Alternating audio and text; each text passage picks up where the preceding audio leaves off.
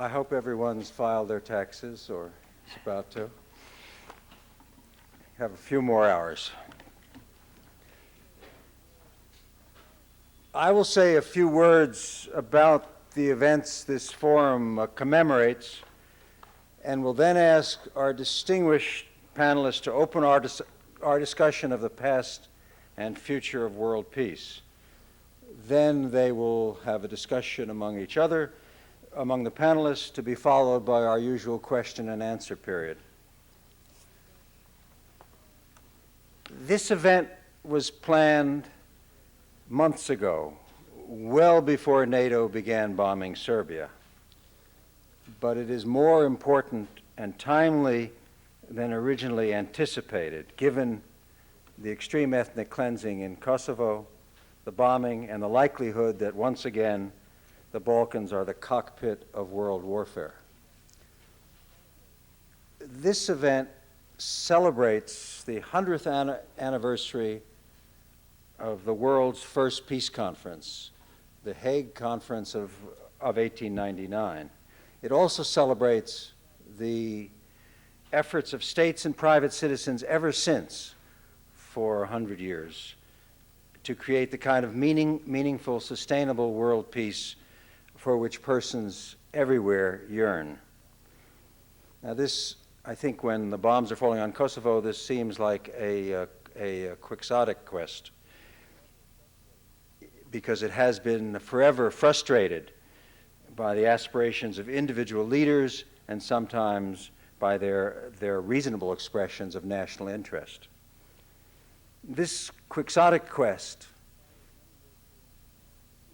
inspired many Europeans and Americans at the beginning of this century, not least Andrew Carnegie of New York and Edwin Ginn, the Boston publisher and the founder of the World Peace Foundation. It is intriguing and sorrowing to some extent that the Balkans were just as much on everyone's mind in 1899 as they are in 1999.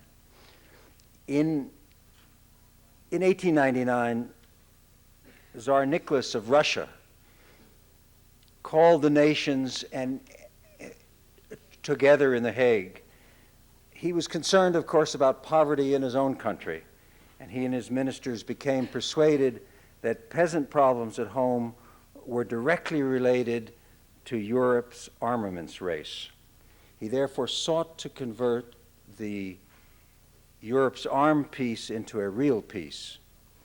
And so, if I may simplify a very complicated story, Tsar Nicholas called the Hague Conference specifically to end the arms race and therefore to make peace more likely. 26 nations, including the United States, answered the Tsar's call and met in The Hague. Tsar Nicholas failed to stop the arms race, largely because in 1899, Germany was busy rearming its navy and its army and refused to impose any limits on those rearmaments. But the conference was not without its advances toward world peace. The conferees signed a convention for the Pacific settlements of international disputes. The Permanent Court of Arbitration in The Hague is the result of that first convention, and so, in a sense, is the World Court. The second convention signed by the delegates in The Hague regulated the conduct of war on land, including the treatment of prisoners of war, the caring for the sick and wounded. There were statements about internments, statements about spying, statements about bombardments, even before there were really serious air warfare. The third convention regulated maritime warfare, and then, in addition to the conventions, there were three declarations. This is 100 years ago. The first declaration prohibited the launching of explosives from balloons. The second prohibited the sending of poison gas by shells, and the third prohibited the use of expanding bullets, that is, dum-dum bullets. Now, what we celebrate tonight, despite the tragedy in Kosovo, is the humanitarian sensible impulse which started us down the long, winding road to peace. to world peace. There was a second Hague Conference in 1907 where 44 nations were represented and 13 conventions signed. Hand in hand at the same time, the Massachusetts legislature, the Great and General Court, together with the American Peace Society, an organization in Boston, sought a world congress patterned after the American federal system. The founder of the World Peace Foundation was a mover in both initiatives, and also a collaborator with Andrew Carnegie and other Americans in the peace movement.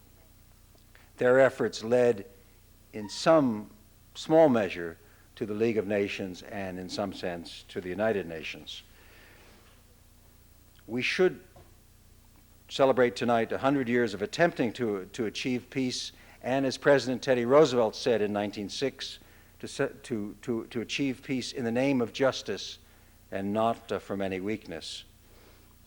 But given the failure of previous generations of world leaders to accomplish peace in our time, it behooves us to look forward, not backwards. Our three panelists are experienced peace strategists and peacemakers. In their various gifted ways, they have all tried to make our globe a less divided place and to reduce the killing fields that seem so prevalent and so deadly. Sir Brian Urquhart is widely known as Mr. Peacekeeping. For more than 30 years, he was the man at the UN who coped with one after another threat to world peace. And when one mentions this crisis or that crisis, Sir Brian was there, dealt with it, or tried to deal with it. He was, from 1954 to 1971, he was in the office of the Under Secretary General looking after these matters, having started at the UN at its founding after Oxford and after serving in the British military. Then he was Assistant Secretary General for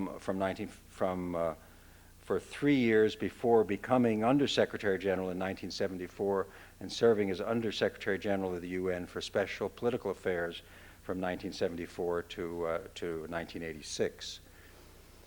Ambassador McHenry was the U.S. permanent representative and ambassador to the United Nations in the second half of the Carter administration and a key negotiator in Southern Africa during that period. Earlier, he had been the deputy special representative. He has since served with enormous energy as a special troubleshooter in the international arena and remains the distinguished professor in the practice of diplomacy at the Georgetown School of Foreign Service. And he is just back from Laos and Thailand and other places. Sir Brian is just back from Japan. And the third person, Dean Nye, needs no introduction in these halls, for we know that he served with distinction as chairman of the National Intelligence Council and as Assistant Secretary of Defense for International Security Affairs immediately before becoming dean. He is a member of important commissions like the Trilateral Commission, and relevant tonight, he is a member of the Academy of Diplomacy. Like Sir Brian and Ambassador McHenry, Dean Nye is a former trustee of the World Peace Foundation. Their close involvement with the affairs of the foundation, and thus their links backward to Edwin Ginn and the early peace movement, give an extra impetus to their remarks tonight. It is my great pleasure to ask Sir Brian to start our talk tonight. Sir Brian.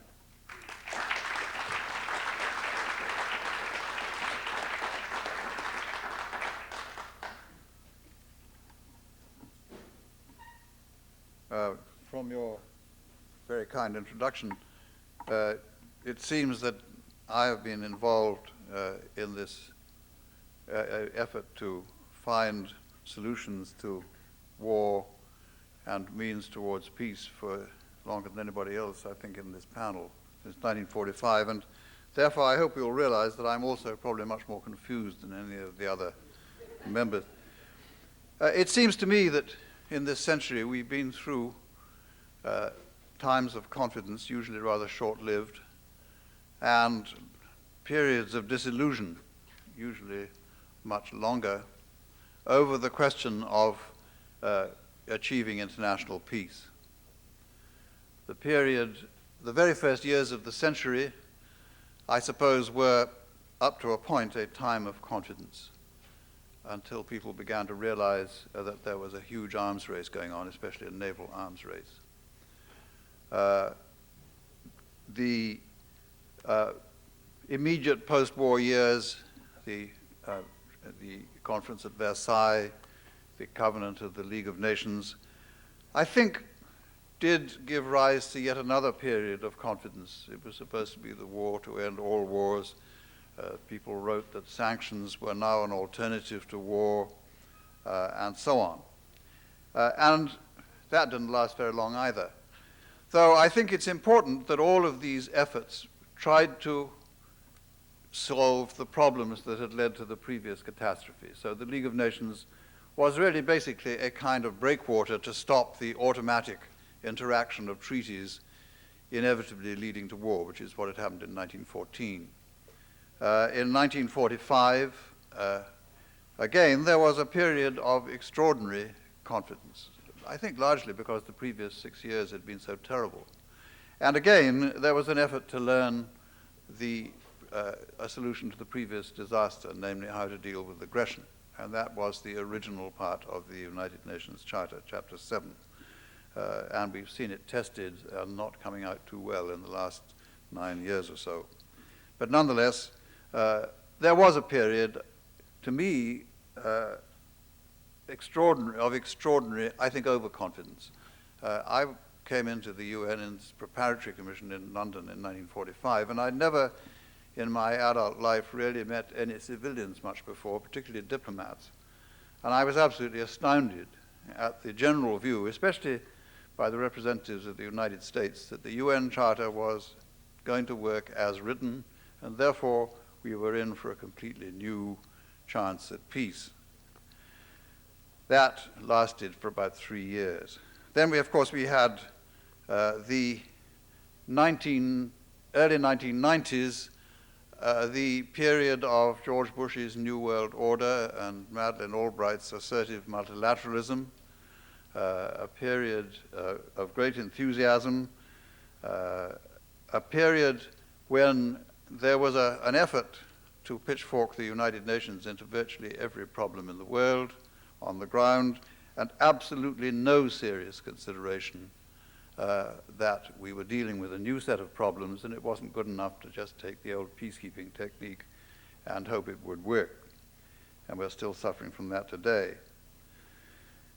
In between, as I said, there have been these great periods of disillusion. There was the Cold War, more or less from 1947 to around about 1989, and the balance of terror, nuclear terror, and the UN really, its most important role, I think, as a kind of last resort and safety net for the nuclear powers, which they were extremely reluctant to admit, and also as the filler of potentially very dangerous power vacuums in the world, particularly those caused by the process of decolonization.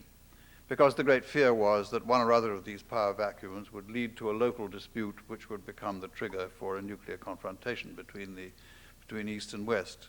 And it was for that reason that the whole concept of peacekeeping was evolved, something that wasn't mentioned in the Charter at all.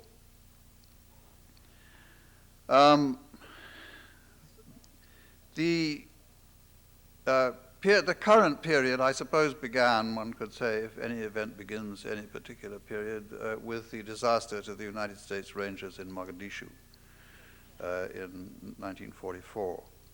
And so we suddenly went from assertive multilateralism through the United Nations to a complete non-use of the UN at all. And instead, we began to see the use of so-called coalitions of the willing, mostly under United States leadership, the use of NATO, the use of F-16s and cruise missiles, and that formula doesn't appear to work very well either. I'm personally, since I travel a great deal, I'm very bothered by the impact, particularly of the use of very high-tech airstrikes and missiles in the rest of the world. I think that this is regarded as something of a cop-out. It's regarded as a mixture of arrogance and weakness because it really covers the fact, which is perfectly understandable, that most governments do not want to put their own national soldiers into battle for humanitarian causes which aren't of great national concern to them. It's perfectly understandable. Well, what is the problem here?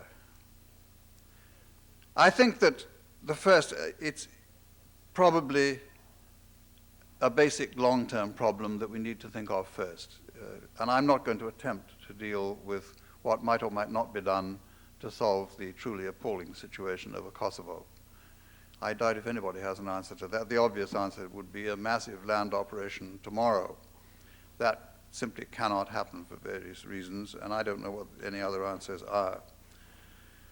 My own feeling is that it's not a good idea on the whole for what is basically a regional military alliance to go to war without some kind of warrant from the Security Council, which is, after all, theoretically at any rate, a universally representative organization. I think also that people have forgotten that even if you have a rather neat and extremely expensive organization like NATO, which incidentally has never fought a battle before, it looks terrific. It has wonderful public relations and comes out extremely well on television, but the fact of the matter is it's going to face exactly the same problems which the dear old UN faced in the days when it was being pitchforked into all these situations. And those problems are extremely difficult, and no amount of high technology is going to solve them.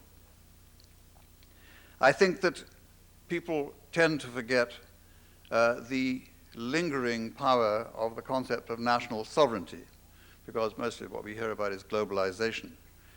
And we have now invented a technique of sort of selective disregard of sovereignty, for example, in northern Iraq, and now in what's left of Yugoslavia over Kosovo.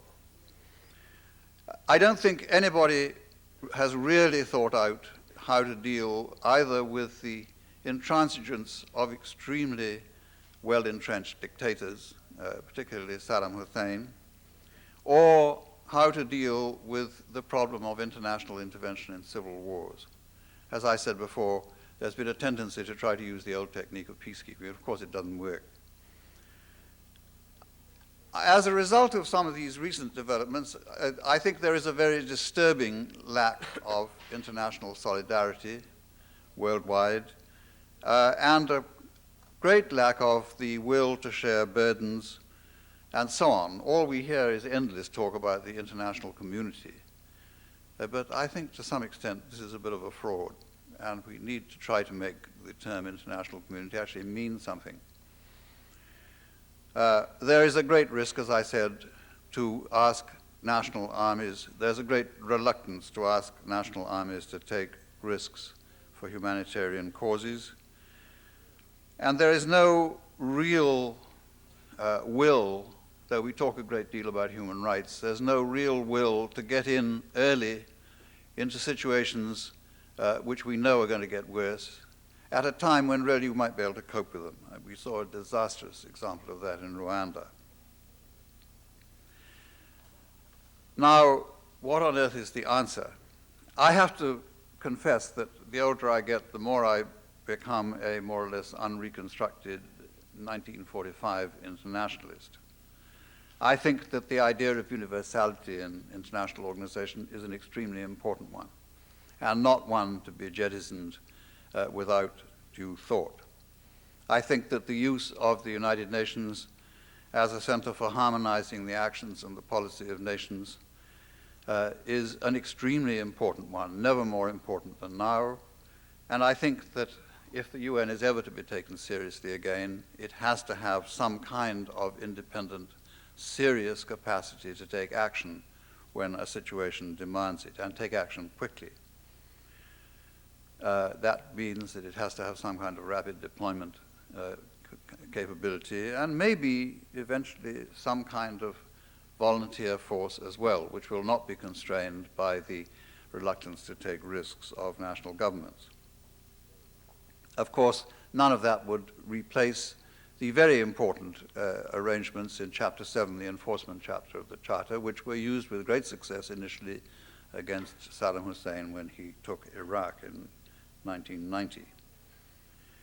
But I do think that far more, people are always talking about UN reform, which is nice, which in the minds of most governments, especially the United States government, means cost-cutting and reducing the personnel. But real reform would be to take a look at the world has changed and see how the world organization can better cope with the kinds of new problems like civil wars, ethnic cleansing, genocide, and that kind of thing, which it now has to deal with. Of course, there's a great ideological objection to this, which is one of the reasons why governments don't want to discuss it. In fact, Senator Helms has gone so far as to say that the United Nations should not pay its arrears in its debts to the UN if there's any question of organizing any kind of UN international force. We now, I think, know all too well that there are no quick fixes either through very efficient military pacts like NATO or through high-tech solutions. In fact, I think disastrously, it may be that NATO is facing an actual defeat over Kosovo, which is very, very serious, because this, after all, is its first battle. Well, I think we also have to face that the great international heroic age of the early 1990s, the New World Order and assertive multilateralism, are now a very distant and, I'm sorry to say, rather hollow memory. And there are no miracle solutions. It's much more difficult than everybody thought. And our concern for human rights and humanitarian causes has at the same time led into a much wider definition of what the public regards as the job of keeping the peace. We really need to think much more seriously how to do this and face up to problems accordingly. I think that the original idea, which was Franklin Roosevelt's, of a universal organization was right. I think that any substitutes in the long run will run into trouble and be very divisive. And of course, I think we have to do something about the rather curious paradox that in the age of globalization in virtually all walks of life, the United Nations, contrary to the views of Senator Helms, is in fact the last bastion of national sovereignty. And we need to move on from that into a more realistic way. Thank you.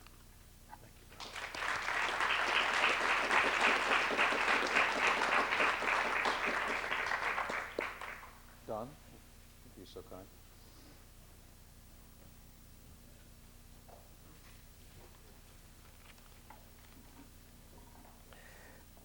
I have been following Brian Urquhart for more years than I care to remember. Usually in the position of a student of his, as I have long ago learned to respect him not only as a practitioner but as a very sound and very thoughtful person on the United Nations and the organization of the community of nations in dealing with these kinds of problems. You will therefore not be surprised to discover that there is some overlap in our thinking. I'd like to ask the simple question, what happened to the New World Order? In fact, it was an order which was stillborn. And it was stillborn for a number of reasons. First, neither Mr. Bush nor Brent Scowcroft, the authors of that slogan, had given it very much thought. Scowcroft admits that he had to respond to reporters and sort of threw it out without having given it the kind of thought that it needed.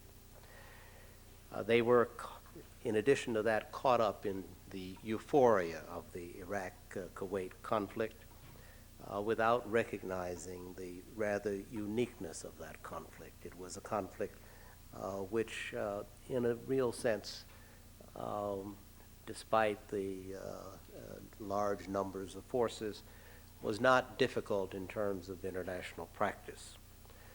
The whole UN Charter, in fact, the whole international system, are built around what the international community can do in instances of aggression.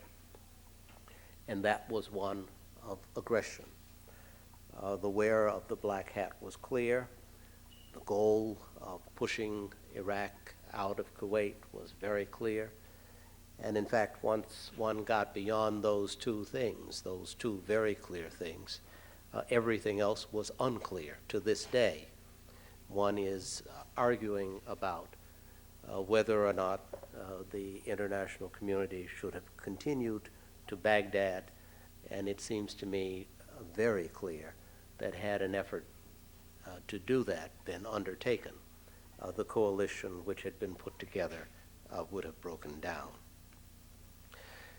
The New World Order suffered also from the fact that Mr. Bush was a lame duck. Not only had he not given any thought to what one does with the Cold War over and with this magnificent example of international cooperation at hand, he didn't have time to do so. I don't know what would have happened had he had time, but the fact is that he didn't. Third, a new administration in the name of Mr. Clinton came into office without having given the requisite amount of thought. At the same time, it created its own slogan, assertive multilateralism. They suffered almost immediately in the same way that that President Carter suffered when he came into office, pushing the whole idea of human rights. Not that Mr. Carter didn't have some success in human rights, but you will remember that in the very early days, they were immediately faced with what one does on the question of human rights and found themselves making all kinds of mistakes before they were able to pull back and give some thought to what human rights role or policy of the United States meant in terms of the very practical problems that we face. Unfortunately, Mr. Clinton found himself deeply bogged down in Somalia and at a time before they could give any thought to what they meant by assertive multilateralism. Finally, I think the whole question of the New World Order suffered from the fact that there was at the time no leadership in the UN. And I refer here specifically to Mr. Boutros Boutros-Ghali, a rather arrogant, if thoughtful man who was not particularly politically sensitive. So the leadership which was necessary to try and figure out what to do in this period at the end of the Cold War wasn't there. The problem is that there was not a new world, nor was there new order. Rather, the situations which might have been held in check in the period of the Cold War were no longer restrained by the East-West conflict. The numerous ethnic and civil wars which had flourished since the Second World War but had been mistakenly identified as part of the East-West struggle could no longer be ignored. Whether they were in Africa or in Latin America or Southeast Asia, these numerous conflicts which went on and on over the previous 45 years or so, and which had been either ignored or looked at through the prism of the East-West conflict, found themselves now front and center.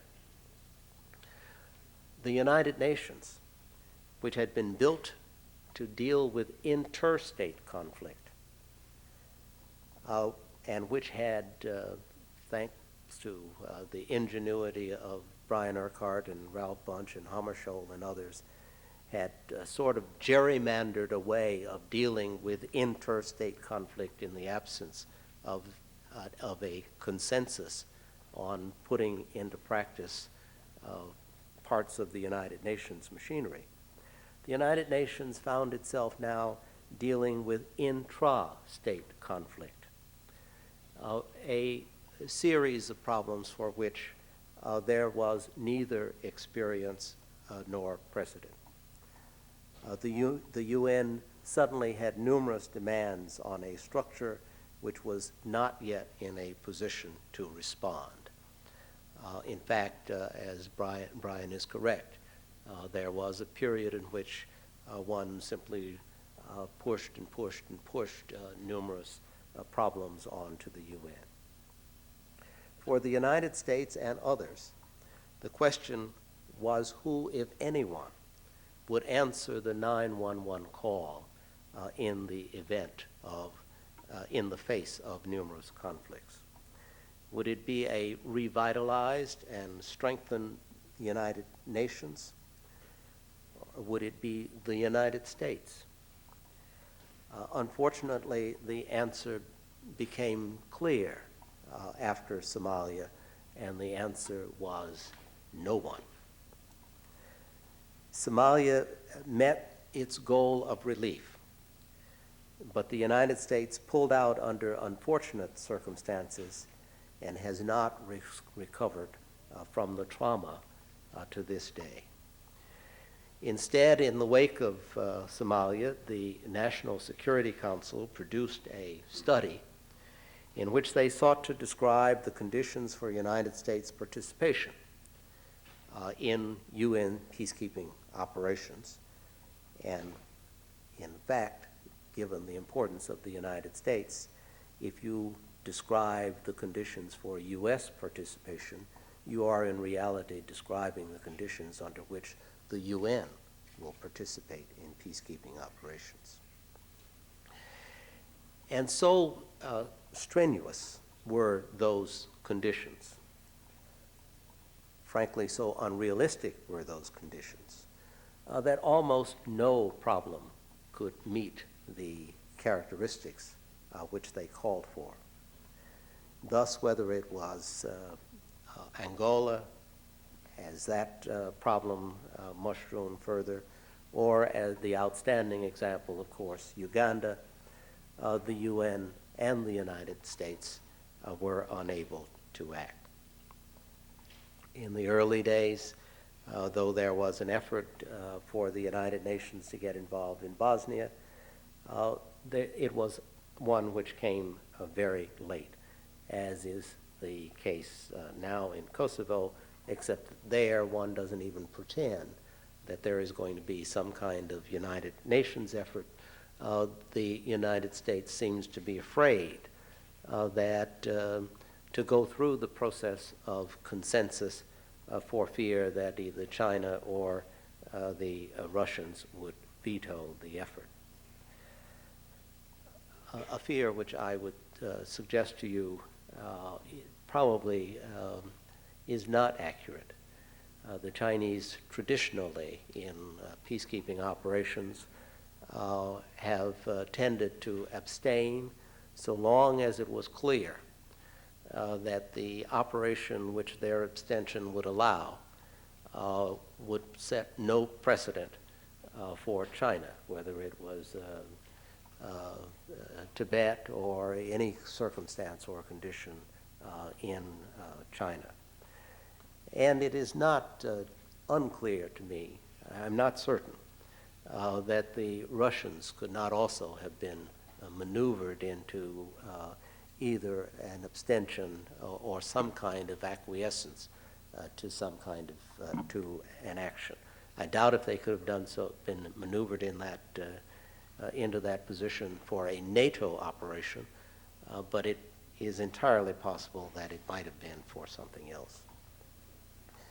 Well, what do we have?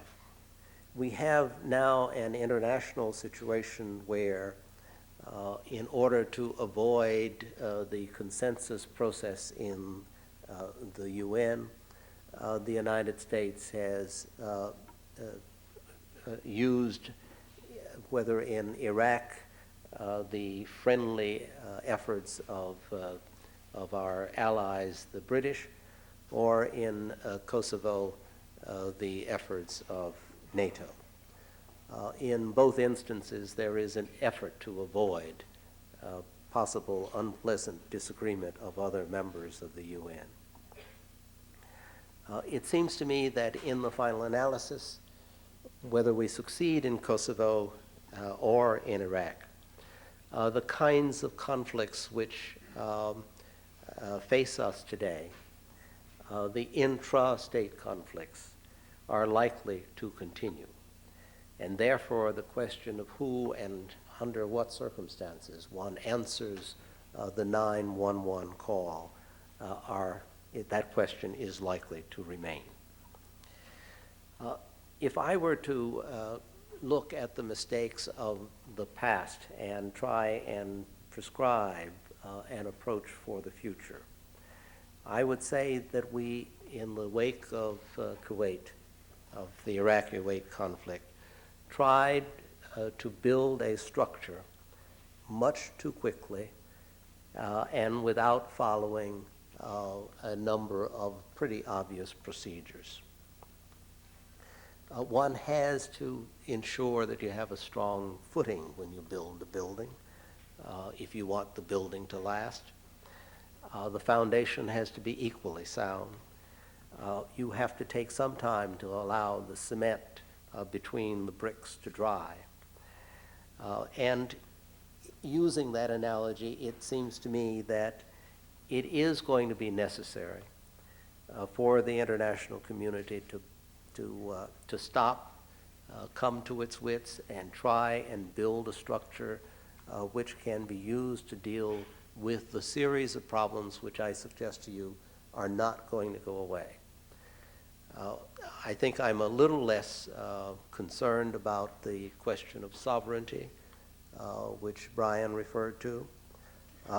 It is clear to me that in an age of CNN or of rapid jet travel and mixtures of populations, that the kinds of conflicts which we have seen are going to continue, whether that is in massive violations of human rights or civil war or failed states or outright starvation.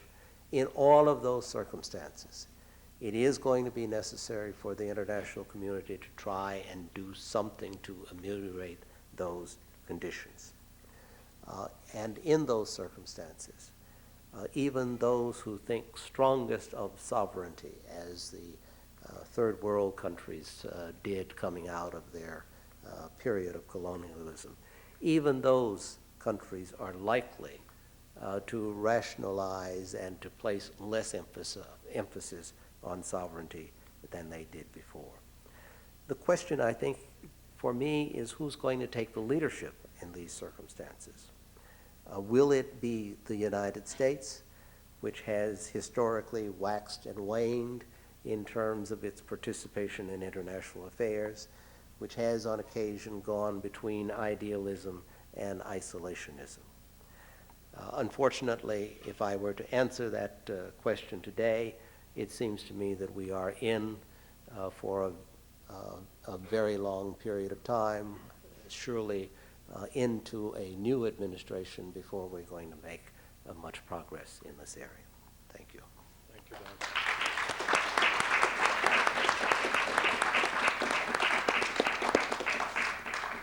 Thank you, Don. Joe, please.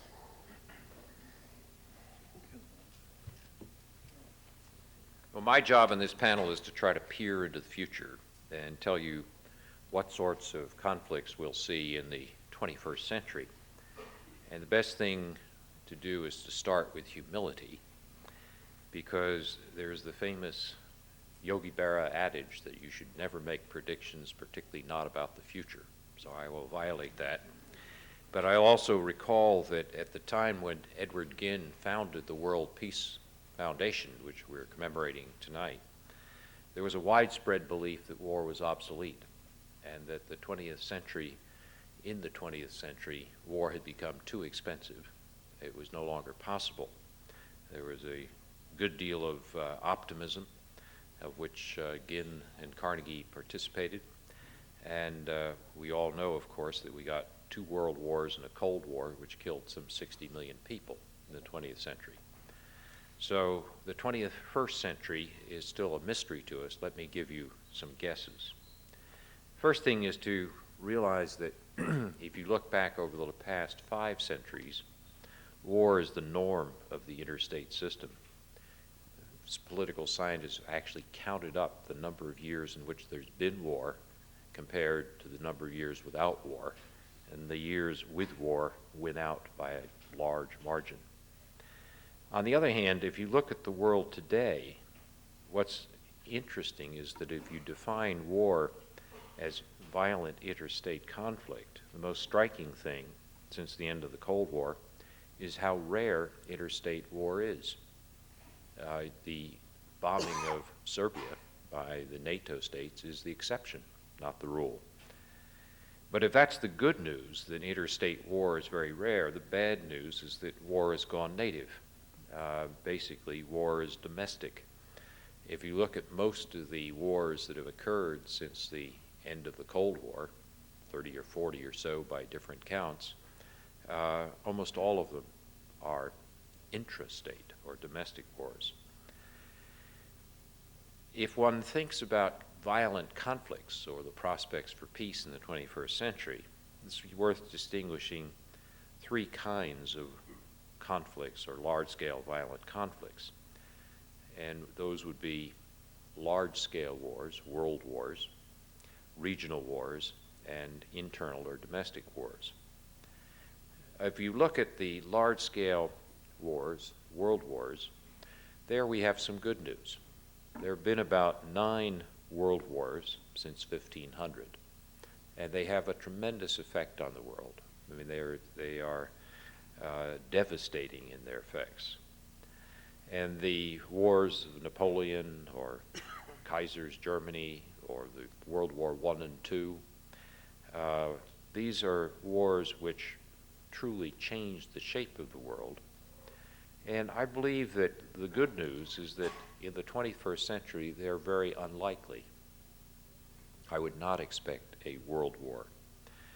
Why? Well, there are several reasons.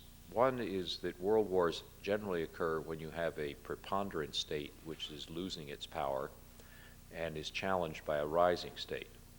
And I think it's very unlikely that the United States is going to lose its power in the 21st century. There is a great deal of concern about China as a challenger to the United States. It's worth remembering that if China continues its current growth rates, which are very high, that China will be in 2025 about 40% of American GNP per capita, or about the same relation to the United States as South Korea is today. And that the revolution in military affairs, which is the application of information technology to warfare, is projected by most analysts to benefit the United States even more in the 21st century. So the prospects that you'll have a world war over hegemony, I think, are slight. Not zero, but slight. In addition, I think technology makes it unlikely, both the technology of nuclear weapons, which makes war of that scale too dangerous, which is probably why we didn't have a Cold War that broke down into hot war, but also information technology, which is transforming the stakes in world politics. In the past, a country could gain through conquering territory.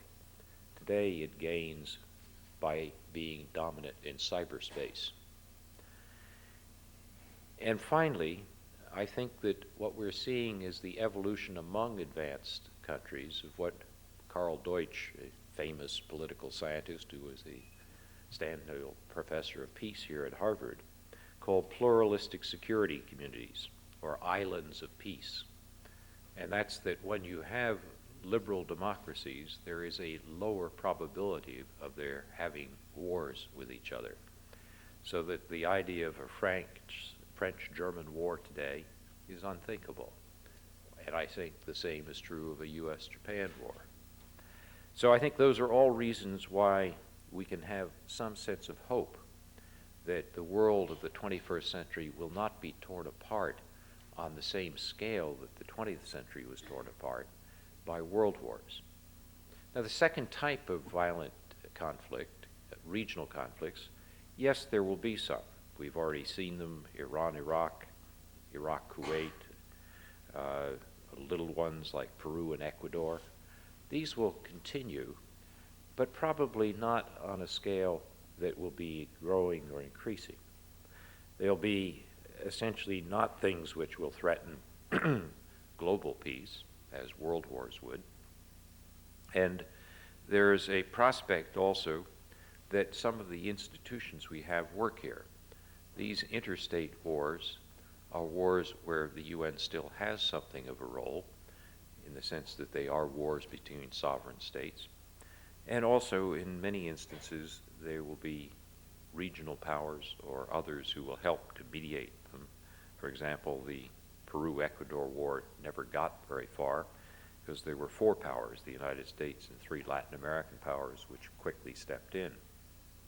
So on the regional conflicts, there'll be more than there are world wars, but I don't think any that are going to be devastating. I might make an exception for South Asia. India and Pakistan strikes me as the most worrying case. The third type of war are the communal conflicts, or the internal wars. And I think there we're likely to see an increase, not a decrease, as Don has already mentioned. And why is that? Well, there are a couple of reasons. One is the end of empire, essentially, which has left a number of fragile and delegitimized states. And if you were to place a little red dot on the map for every place where there has been one of these violent internal conflicts, you'd find the dots very heavily concentrated on the fringes of the old Soviet Empire, where it broke down, and in Africa after the breakdown of the European empires.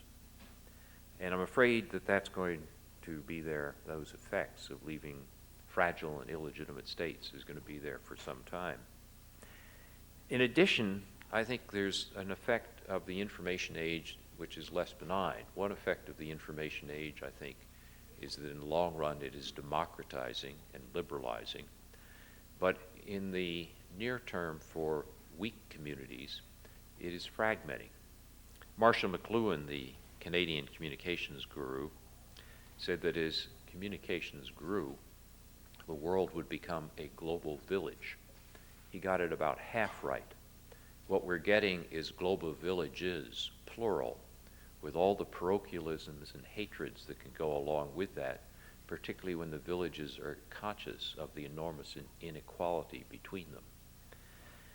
And so what we see are people whose lives are disrupted by modern communications and change, and whose traditional way of life is disrupted, and who then are susceptible to mobilization by political entrepreneurs who will turn to a different form of community than the national community that undergirds the state.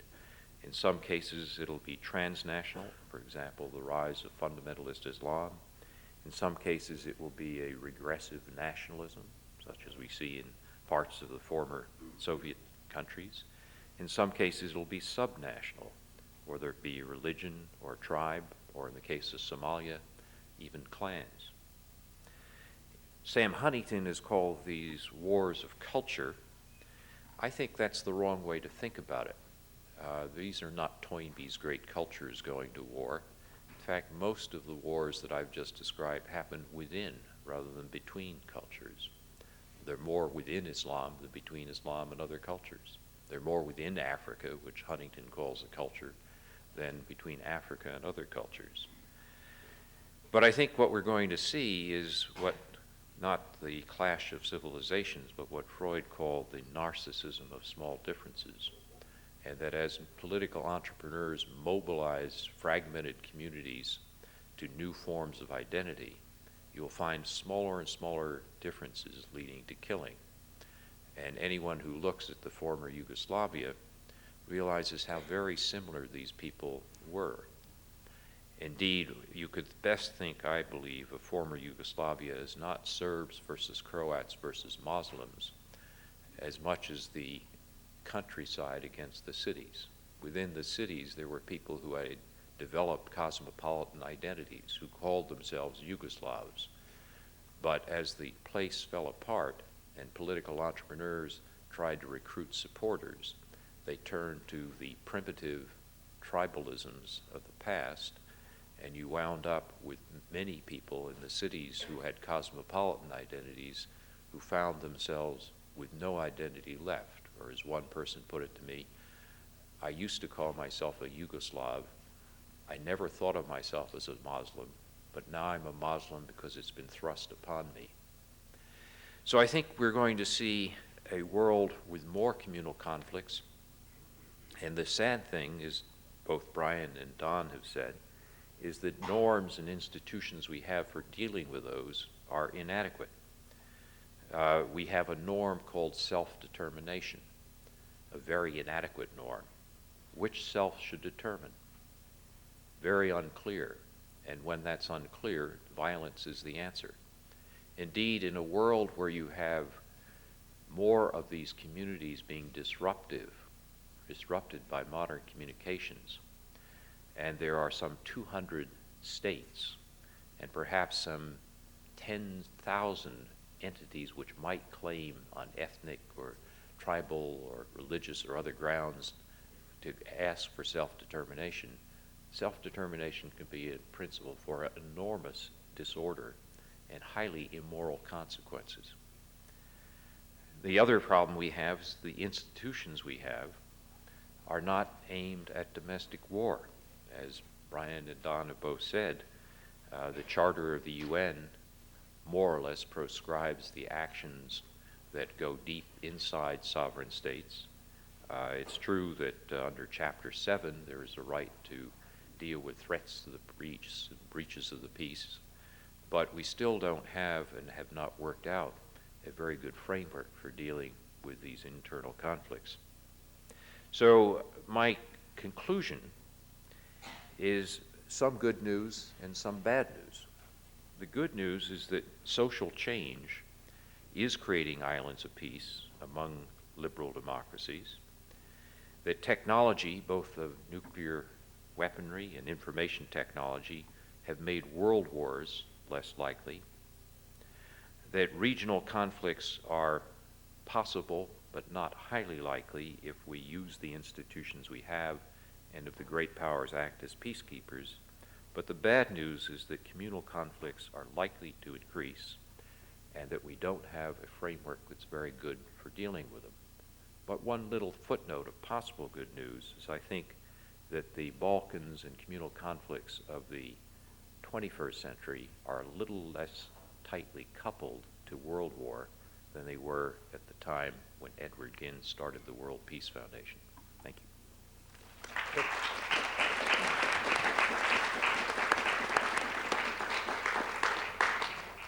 Dean and I ended on a note of some comfort, some small comfort perhaps, but given the fractionalization of cultures, the likelihood of many small wars, given the failure of the panaceas like the New World Order and others in this century, and given the unlikelihood, Brian, perhaps, of ever getting back to a rapid deployment force, may I, just before the question period, ask the panelists if they'd like to have a word with each other and possibly a word to what can we hope for in place of the rapid deployment force, which was the way we intended to deal with these issues in the Charter. Joe, Don, Brian?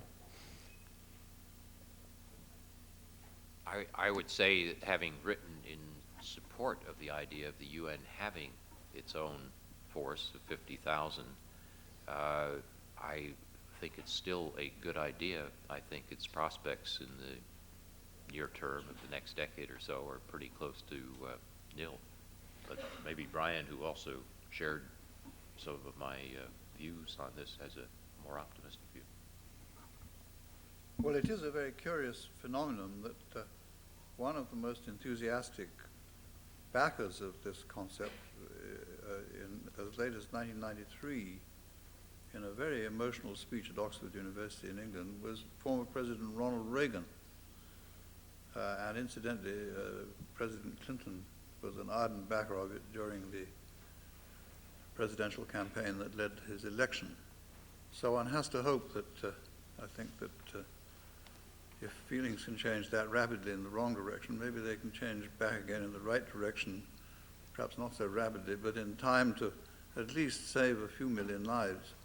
And I don't mean this in a sort of rhetorical way. I mean, the truth of the matter is that if we had managed to get into Rwanda in time, it is quite possible that quite a large part of that appalling mess would have been avoided. And I can't help feeling also that if such a thing had existed, it might be a little bit more easy to persuade President Milosevic to accept something a little bit stronger than the 2,000 unarmed OSCE observers in Kosovo, which really were a kind of hostage to fortune, it seemed to me, and behaved admirably and with great courage, but they really couldn't hack it. Oh, I agree with that. My own feeling is that we will come to some kind of force simply because there's no other way of dealing with these questions. You cannot repeatedly have instances where the presence of some kind of responsive mechanism would have saved as many lives as is the case. You can't have that situation over and over and over again. So my own feeling is that we're going to come to it. This is a down period. We'll get to it. Is the criminalization movement that is going on now, the International Criminal Court, is that a helpful way of preventing some of the kinds of tragedies we've had recently? I favor the process. I don't think it'll prevent the tragedies that we've had recently. I don't believe that the kinds of people who participate in these events give any more thought to being prosecuted than a criminal does when he's committing murder. That's right. I agree. Brian or Joe? I think having war crimes tribunals has some positive benefits in the sense that it may do a little bit to décourager les autres, to deter. But I think Don is right that in most cases the forces that I described that are mobilizing people and driving of this are stronger than the worry that people have that they'll be caught and put on trial in The Hague. Anything else you might want to say to each other, Brian? Well, I think we do have we've managed in our part of the world, which is after all the leading part of the world on these kind of matters, we've managed to generate something of a contradiction, because I think people perhaps underestimate the extraordinary and sort of incremental influence of the Universal Declaration of Human Rights, which was adopted in 1948. This really has, in many people's minds, almost without them knowing it, completely reversed the idea of the proper relationship between the individual and the state. And if the movement towards democratization goes forward, as it appears to be doing in large parts of the world, that becomes a very important issue, particularly in international affairs, because when I was growing up, for example, it never occurred to anyone that anyone ought to intervene in Germany at a time when Hitler was rather weak, because he was persecuting the Jews and a number of other groups. And if I remember, because my family was extremely radical, not to say left-wing, and they were always demanding that action be taken, and the answer always was, well, we can't interfere in the internal affairs of a friendly state. Well, that doesn't really happen, and we've changed that now, and I think that, but it does imply, if you change that kind of thing, it does imply having a certain capacity for action if you're going to be responsible. I mean, you can't encourage people to fight for their rights and then simply be out to lunch and not available when somebody challenges them. And that, I think, is what is happening. And for that reason, I'm nothing like as pessimistic as you are, Bob, about the idea of having some kind of effective, rapid reaction capacity in the UN, not just asking governments if they would be so frightfully good as to allow a few soldiers to serve the UN for a bit. This is hopeless because it takes weeks to organize. What we need is something which is immediate. It incidentally would be a great deal more economical. There is nothing more expensive than putting off doing the right thing until the disaster happens. And then you're belated. I mean, we're belatedly talking about a force in Kosovo now. They should have been talking about that at the beginning, not now. It's going to be enormously expensive and nothing like as effective as it would have been at the beginning, just as the same thing in Rwanda. And I do think that that lesson eventually will be learned. The trouble is there is a very strong ideological force against this. It is represented, let's face it, by a group of Republicans in Washington who genuinely believe that the United Nations is a threat to national sovereignty. Well, the funny thing about the United Nations is it's about the last place in the world where national sovereignty is an extremely important concept. I mean, it isn't so in the business world or anything like that, or the scientific world, but in the UN, sovereignty is the name of the game. So, and unless we get over that particular, to me, somewhat antediluvian obstacle, I think we're going to have trouble. And I hope very much that one way or another we will get over it, because otherwise we're going to have international institutions, including NATO, the European Union, regional organizations, not to mention the UN, which are constantly going to be found to have feet of clay, which means that they won't work in other ways either. And I don't see why people should put up with that. Let's open it to questions. The usual rules, the microphones, and questions, please, not statements. Yes, please, start here. Hi, I have a question. Just give your name and... Lynn Morehouse, I'm a student at the Kennedy School. I have a question for Sir Brian Urquhart. I was wondering if you would be willing to comment on the implications of NATO unilateral action without UN security authorization on the future role of the Security Council, and whether you believe that the UN has been complicit in its own marginalization by remaining silent during the pre-airstrike deliberations and allowing itself to be sidelined. Well, I tried to make some kind of an answer to that point at the beginning, and I think it's a very, very serious consideration. Let's hope this is a one-time phenomenon. The argument for NATO going ahead without the UN is an obvious one.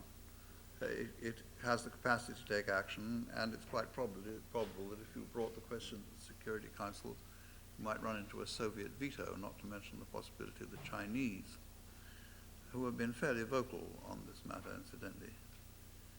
And that is a powerful argument. But I think that if you get a constant repetition of forceful action being taken internationally without the authorization of the Security Council, you will really break up the whole idea of a universal organization. Incidentally, a lot of lawyers say that international law, under the Charter, it's illegal. I don't know whether that's true or not. I just read a very learned article in a German journal about that, saying that it was illegal. But I think what is much more important is that it's very divisive. And maybe it will be better, though it will take a long time, to try to develop foreign policies and harmonize foreign policies in such a way that you can bring along governments like Russia. I mean, after all, it's no secret that the government of Russia is quite weak. And incidentally, a rather considerable weapon has been given to the more extreme members of the Duma by the expansion of NATO, and now by the use of NATO forces without the sanction of the Security Council. That, in the long run, is not a good idea. It's divisive, and I think in the rest of the world, I've just been in Japan, where people are completely puzzled by what is going on in Europe. They simply can't believe it, partly because it's happened and partly because it's not working. And I suspect that puzzlement and considerable embarrassment is extremely common virtually everywhere, including the United States and Europe. So that it does seem to me that we want to get away, if possible, from that. Don or Joe, do you want to add? Over here. Thank you. My name is Harpal Alberto Coley. I'm a freshman at the college. And I think to many of us, at least to me, it seems that many of the problems facing the world, be they environmental or business or all sorts of things, can only be solved at an international level with some sort of power and some sort of international body. And other problems, as you've mentioned, internal conflicts, are not going to be solved by the countries themselves. And thinking of, my question comes out of the example you gave of Ecuador and Peru, because what was so amazing in Ecuador and Peru, and the reason that the war was solved, was because you have two charismatic leaders who convinced their countries to completely give up their sovereignty and allow 4 other countries to make a decision that they would impose upon those countries. And so it seems that a lot of these problems would be solvable, be they US tobacco companies in other countries or environmental problems, if the countries involved agreed to give up their sovereignty and let some other organizations, such as the World Court or the UN or something that hasn't been built yet, take over and impose the decision that the country would accept. And I was wondering whether, first of all, you think it is desirable that such an international structure with such power be created that ignores country sovereignties, and also whether you think, this is my biggest worry, whether you think it's possible for countries such as the US, which have such a strong core of national sovereignty, to ever reach that point in the next 100 years. Thank you. Joe? Well, on the war between Ecuador and Peru, it was only the latest of many over territories that have been taken between the two countries. Basically, Peru took a good chunk of what used to be Ecuador in the 19th century. The war in '95 came to an end in part because of pressure from the United States and from Brazil and Argentina, who were the co-guarantors. And this was before you had the president of Ecuador, so it wasn't the individuals who stopped this. And there was a good deal of pressure put on them by the larger powers. And there was an existing legal framework of a treaty that had been signed in Buenos Aires in the, I think it was in the 1940s. So there was a framework there. So I think that it's hard to generalize too much from that case, except to say that with regional wars of that sort, it makes a difference if large neighbors get involved in a pacifying role and relatively quickly. So I think, and as for the existence of a court, they have and could take that to the World Court at any time, but it wasn't sufficient. So the World Court existed. They could have taken this dispute there. They didn't. Instead of that, they got locked in this stupid little war. And it was the great powers who were their neighbors who said, cut it out. It's okay. We'll go on to the next question, please. I'm Allison Cole from the Fletcher School, and I wanted to ask Sir Urquhart specifically on both the possibilities for the UN to remain neutral in and their status when they intervene, and the ability to forcefully intervene in conflicts, and how the UN can balance those two ideas. Secondly, in terms of a UN mandate, I agree with you that it sets a dangerous precedent to unilaterally act without it. But what would you do in the case of Rwanda when the UN mandate came so late? And thirdly, I was also curious about regional mechanisms and how you see that working out specifically in Africa in terms of forming rapid reactionary forces. We'll try in future to have one question only. I'm sorry, could you You could repeat choose your a different first one. question? Excuse me? What was the first question? On how the UN maintains its neutral status No. and when it intervenes forcefully in conflicts. Well, this I think is a very important question, and it really is not so difficult. The peacekeeping, the idea of, we don't say neutrality, we say objectivity and impartiality, which is a slightly less wimpish way of putting it. Peacekeeping, by definition, was objective and impartial. It was designed not to give an advantage to either side and to give them a pretext to stop fighting. And that was the whole point in places like the Middle East and Cyprus and India and Pakistan and so on. It was never designed to go into an active, ongoing war. And because NATO couldn't get into Bosnia in 1991, this kind of face-saving notion was put forward, I think, I'm sorry to say, by the United States in the Security Council, to put in a peacekeeping force into the war in Bosnia. Those of us who would actually run peacekeeping forces did our level best to point out that this was totally useless. It would never work. But they were so anxious to have to be appearing to be taking action without involving NATO troops on the ground, they went right ahead and put a peacekeeping force into Bosnia. It's hopeless, because in a war situation, either you don't get into it at all, if you're the UN, or the Security Council declares one side or the other the aggressor and puts in an enforcement action, which takes sides. You can't go into a war as peacekeepers, totally non-forceful, and be totally impartial. It doesn't work. And I think that that was the problem. And of course, nobody wanted to go to the Security Council and ask to declare, for example, the Serbs as the aggressors, because the Soviet Union would have vetoed it. So they put in a peacekeeping operation, and a holy mess that was, too. Regional organizations, especially in Africa, I wish that one could give a sort of a sort of more cheerful kind of prognosis of that. Because theoretically, regional organizations ought to be able to handle a great number of things, so they don't have to come to the UN or any other international body at all. Mostly they can't do it because they don't have the resources, and also because in many situations, regional organizations are regarded with great suspicion by one party or the other, much more suspicion than a universal organization like the UN is regarded. And so there is now a move to try to have sort of cooperative ventures between, for example, the Organization of American States and the UN. It's worked quite well in places like Guatemala and El Salvador. And there is an effort now to sort of do that with the Organization of African Unity, which has virtually no resources whatsoever. But it's certainly something that could be looked into as some way of strengthening the international system. Thank you. Yes. My name is Esteban Levin. I'm an MPP2 student at the Kennedy School. My question is for Dean Nye. In view of your belief that interstate conflicts will increase, I'm from Mexico, a place with a couple of those. Do you worry that NATO's actions against Serbia may be creating a precedent for action in those interstate conflicts that clearly violate and may violate the sovereignty of those nations in the future?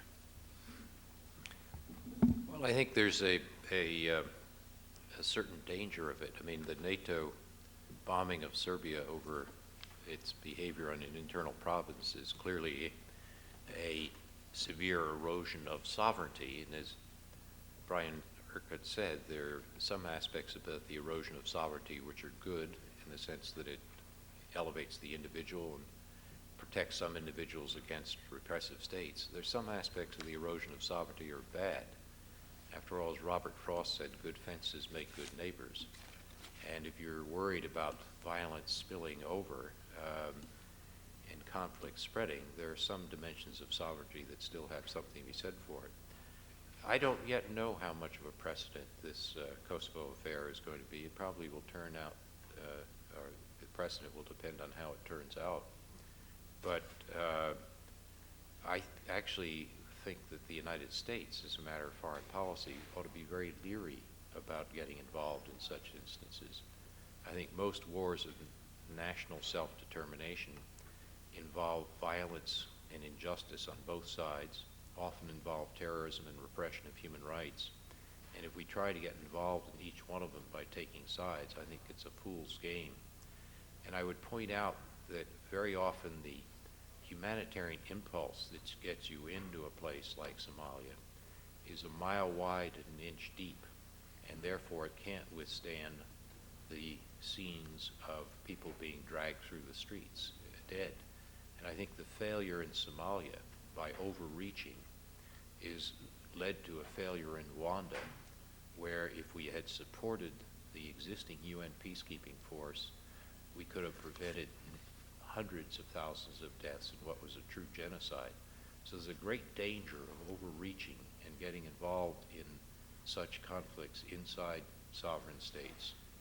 And it may prevent you from having the capacity to do things that you really should do, such as taking action to support the UN peacekeeping mission in Rwanda in April 1994.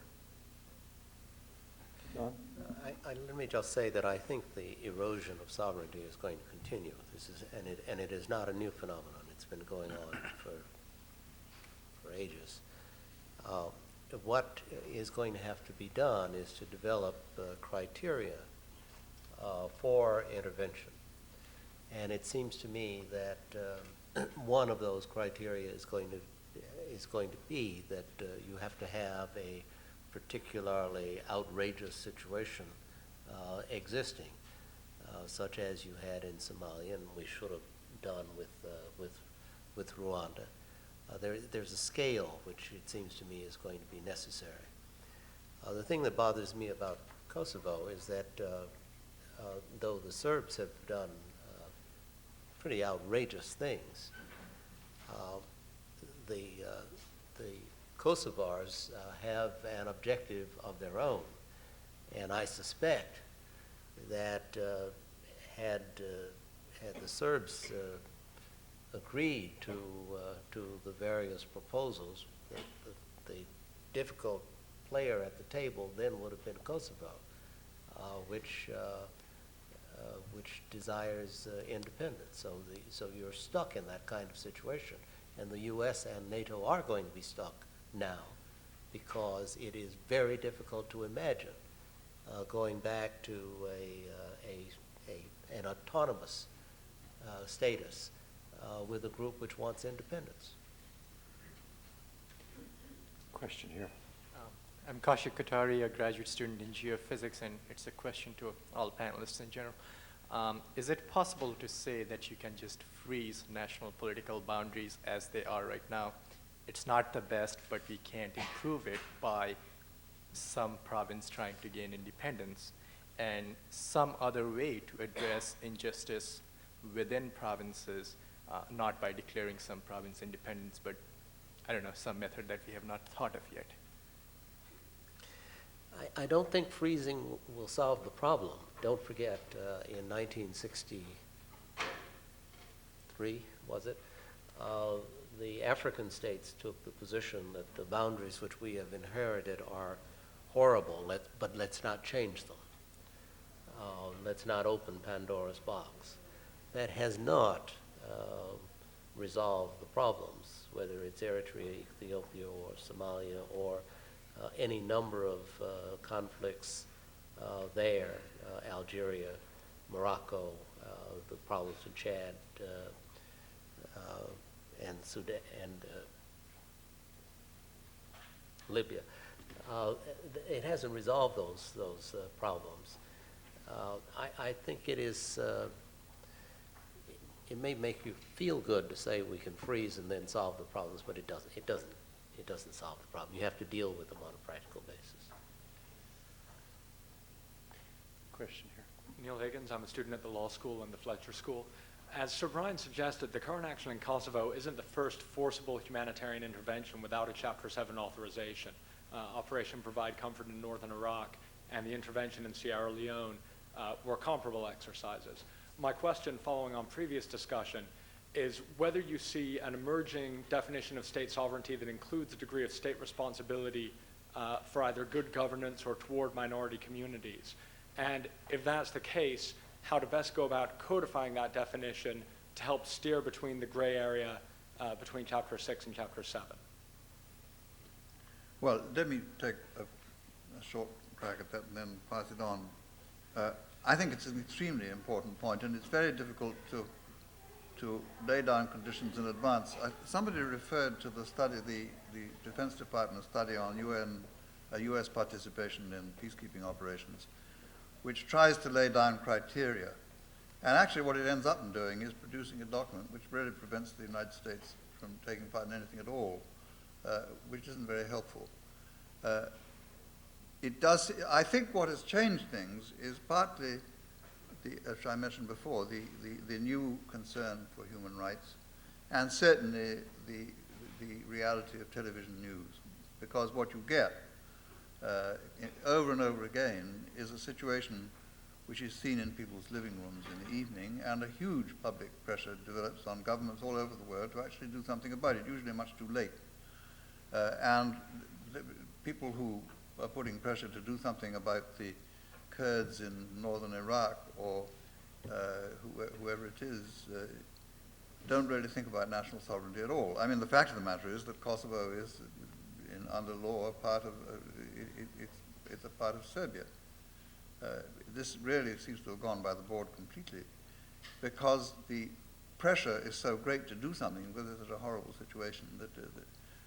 And I think that this is one of the many things that need to be really seriously discussed. You need to discuss now a serious readjustment of the balance between international responsibility and national sovereignty.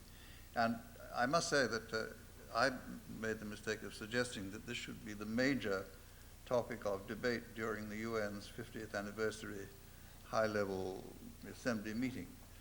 You have no idea how unpopular that was. There wasn't a single government in the world who wanted to discuss it. So it's not an easy subject to get around to. Don? No, I would concur on that. But I'm not sure that these kinds of things are taken head on anyway. I think you end up having to deal with them pragmatically on an ad hoc basis, and slowly over a period of time there evolves some way of handling them, and you slowly set precedent. I would say on the question of action outside of Chapter 7, the Secretary General the other day released a speech which was a statement on Kosovo, which was a marvelous dance and diplomatic way of handling this question. The first paragraph dealt with all the horrors that the Serbs had been involved in, and the second one reminded the United States and NATO, without mentioning them, that while there is a provision in the Charter for actions by regional organizations, the Charter assigns primary responsibility to the Security Council, and that is also in the NATO provisions too. I missed that. Question here. I'm Jock Forbes with the World Federalist Association, and I'd like to ask Sir Brian what you had in mind regarding real UN reforms, particularly when the prospects for future peace seem to be centrally challenged by both the promotion, development of more and more weapons of deadly accuracy and destructive potential, and the breakdown of international law with disregard of it in our misuse of NATO without any regard to the Security Council, U.S. opposition to the International Criminal Court, and in various other ways. It seems like a time when the UN's and being forced into bankruptcy continually. How can the UN be reformed and strengthened and made effective toward peacemaking when the U.S. policies of promoting as the world's leading arms seller and promoter and defier of international law seem to be going against the UN? Well, I don't think there's any harm in everybody else trying, and of course they don't. I mean, there are 185 other nations in the UN, including some very large and powerful ones. But for some unknown reason, they, for reasons of their own, also don't want to discuss the problem of national sovereignty versus international responsibility, the problem of humanitarian action against national sovereignty, the problems of giving the UN a capacity which might conceivably be to their disadvantage sometime in the future, and so on. I thought personally that if it meant anything to anybody, that these are the sort of things that ought to be discussed, because that is where cost cutting and so on is fine. and you can certainly, the Secretariat needs lots of that, but it isn't reform at all. What you reform would be trying to adjust the mechanism that was set up in 1945 to the completely new conditions which the world is facing today, including so-called globalization, including the predominance now of civil wars and horrendous actions going on within states, and a few things like that. But they don't want to discuss that. I mean, I agree with you. I think that the United States at the moment is a considerable problem, but if the United States wasn't so vocal in resisting all these things, I think you could be very sure that quite a number of other governments would have to do it. And the only way to get around that, I think, is to have massive campaigns by public opinion on things that really matter, which eventually will have an effect on governments. It's a very long process, and it's not by no means a surefire thing to win, but I don't see any other conclusion to it. I think it's very easy to say that the United States is the real problem, but the United States relieves a great number of other extremely touchy sovereign states from objecting to all these things because they know the United States is going to do it for them. We have two people standing. We have hardly any time. If we can have a quick question from each of you and final word from the panelists. We'll take, that is, the two questions first and then the panelists. Hello, my name is Sharozi, head of the linguistic department of the Firdaus University. I want to address my question to Mr. Nye. Given that we are living in different political reality, given the world politics equation change, the question is whether do we need reform or the basic structural change, conceptual change, conceptual frameworks and different assumptions because the variables are different. And if we need it, what we do, how we can, how we can make it happen given such a resistance and the habit forming and the old mindset in place. I want to ask you whether feasible or what mechanism or what instrument or the leverage in place to make this change happen. Thank you. And your question? My name is Gail Jacobson, and I'm a peer mediation coordinator. I teach conflict resolution skills in the high school in Arlington. And I'd just like to ask Joseph Nye, you've talked in the past about soft power. And I was wondering, when you said that the most danger in the future will be from political entrepreneurs, which I imagine you mean someone such as Milosevic, what do you recommend specifically that the United Nations or other institutions can do, or if there need to be new institutions? What do you recommend as a plan to deal with this type of threat for the 21st century? Thank you. Well, both questions are quite difficult because they both refer to the need to change people's frame of reference and change their thinking. I have a long-run optimism that the information revolution, which leads to flows of information that penetrates borders, will actually have a liberalizing and democratizing effect. But it's a very slow process. The problem is authoritarian states can resist this. They resist it at a price, but they can resist it and pay that price for quite some time. So I think promoting economic development, promoting open ideas, getting more transnational communications, getting more opportunities for people to have their worldviews broaden may gradually inoculate people against the wiles of people like Milosevic. But I should make sure that we don't just vilify Milosevic. If you look at the former Yugoslavia, Milosevic, Tudjman, and Izetbegovic, Milosevic may be the worst of the three, but he won by a nose. None of them are, as one of my staff people at the Pentagon once said, working with them, there isn't an Abe Lincoln among them. So I think we do need to think about the fact that the evolution of the information revolution is going to be in our favor, but realize that it's a very slow process. So we can try to provide information, to create openness, to try to broaden perspectives, but realizing that it doesn't happen as quickly as we would like. Don? Brian? Well, I'd just like to say very quickly three things which I said before. One is that there are, particularly probably in national affairs and certainly in international affairs, there are no quick fixes that really work. And desirable change demands endless work, a lot of it extremely frustrating. And I think we should try to get into the habit of thinking that that is the case rather than believing that suddenly some miracle will happen, because it won't, unless it's a total disaster, in which case we don't want that either.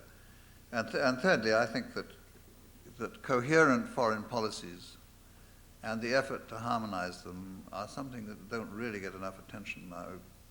And I think that is a key to, very often, to enduring solutions to the kind of problems the world is facing now, and certainly also to trying to develop institutions in the right direction rather than the wrong direction. The Lincolns are clearly at this table, and I trust the audience will agree with me that were the fate of world peace in the hands of these three gentlemen, we would have it by now.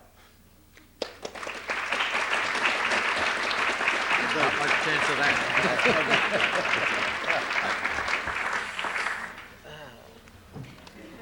Good to see you as always, Don. Good to see you, Joe.